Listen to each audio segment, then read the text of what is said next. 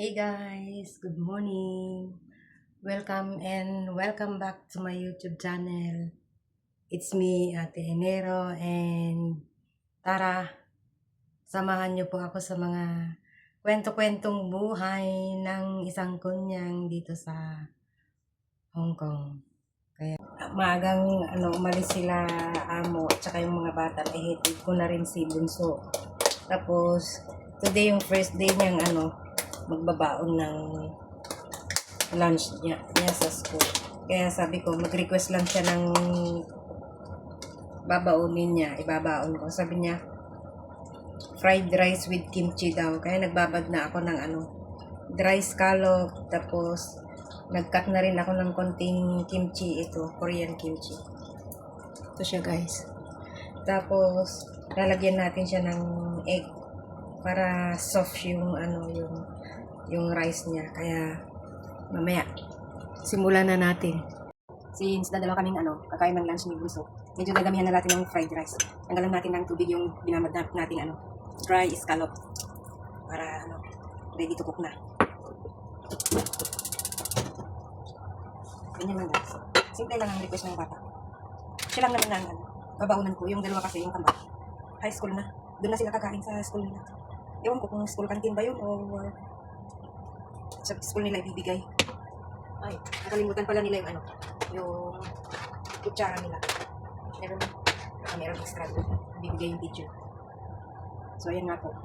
Kuha tayo ng mantika. Mantika lang. Tapos, i-fry natin yung egg.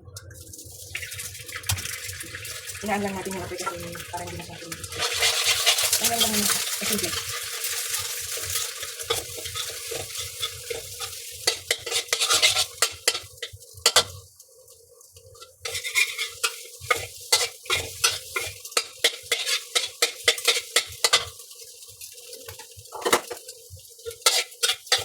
Nood lang guys. Simple lang. Parang chowkan sa chowking. Hatiin na natin yung rice. Para hindi lang naman yung kinakain ng gusto. Mekot din. Mekot.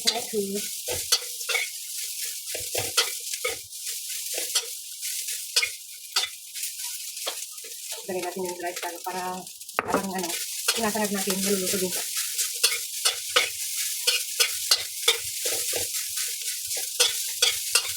Hindi lang yung kimchi na lalagay natin kasi masyado siyang red. At saka bibili ako mamaya ng tulang ko. Yung pakbet na sili, yung papakbet ako ng sili. Yung kagaya ng niluluto ng friend ko dun sa Way of Sea Abalayan. Sabi nga nila, a day in my life. As kung yan, check in Hong Kong, adi bumakbak na.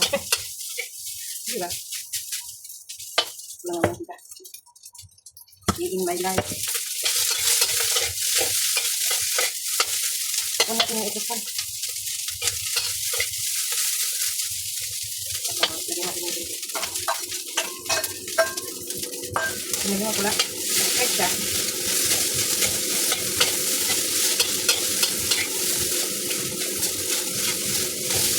Balik kasi ano niya. Kasi yung binili niyang sulbag ng pangkamal. Pang-hiking naman yata yung laki. Kaya nagkukunin ko na yung bagay isa. Papalit ko. Tapos, lagyan natin siya ng ganito yung sikreto lang.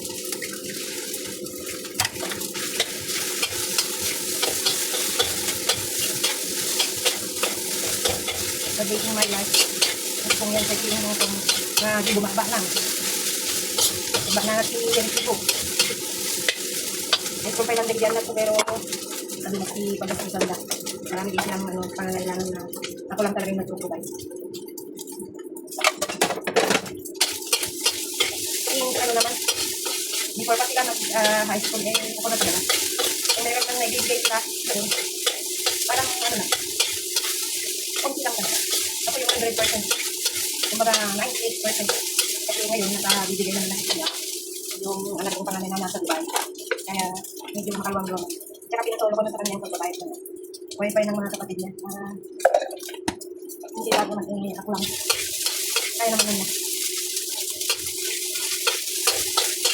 Yan, malapit ang ano. Tapos itong ilas natin. Saka. Kasi yung ilaw eh. Ayan. Nakikita ba? Ito. Ilas natin. Ilagay natin ngayon yan. Yung napito natin. Ilagay ng ano. Ayun, tapos na. O, diba? Kimchi. Kimchi fried rice. Ayan guys.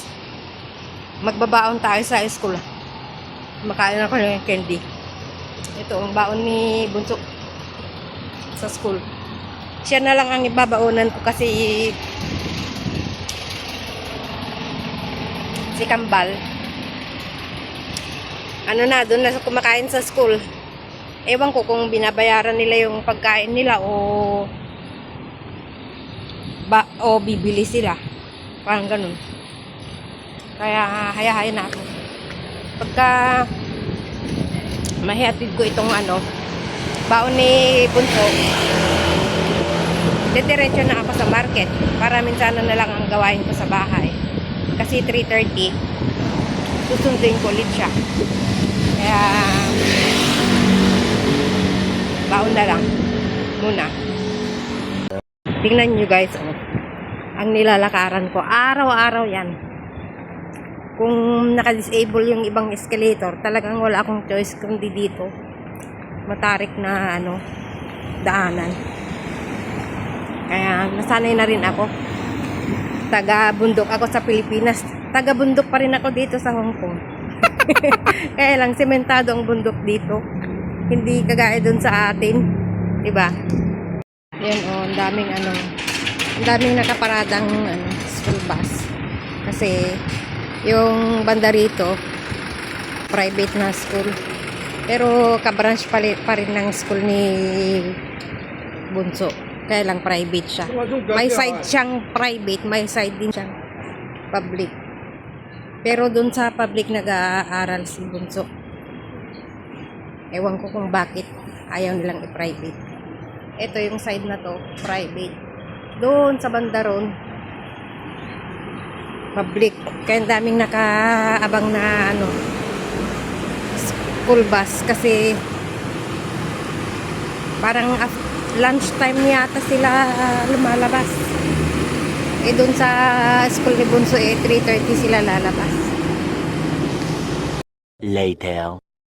Ayan guys, naihatid na natin yung ano, yung baon ni Alaga. Cross the road na muna tayo. Ayan o yung ano, yung prison yard na sinasabi ko. Next time may ano, papasok tayo yan. Lalakarin muna natin habang ano, habang wala pa tayong dala. May Starbucks dyan oh. Starbucks. Huh? Matanda na tayo guys oh. Naghalo na yung uban ko tsaka yung highlights ko. Diba? Pero ayos lang yan. Marami nang kinitang pera yan. Sa totoo lang. Pero wala pang ipon. Kain tayo guys. Mga tayo kakabsat. Nagpakbutak tinagdakgal nga sili. Na kaya takdam jay luto jay may nga friend me. Ta.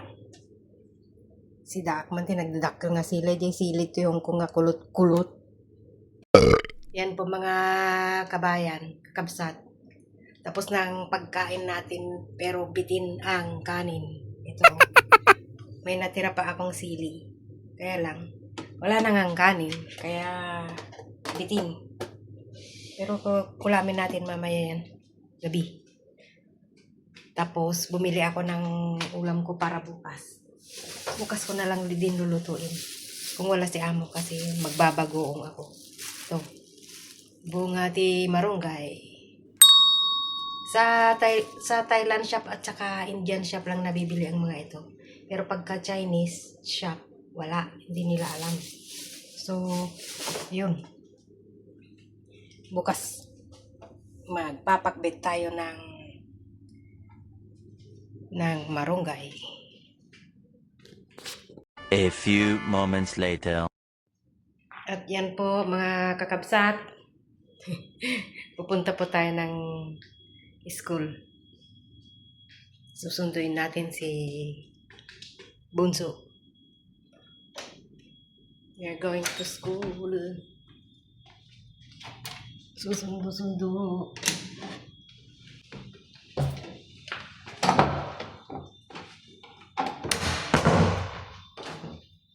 Sundo time.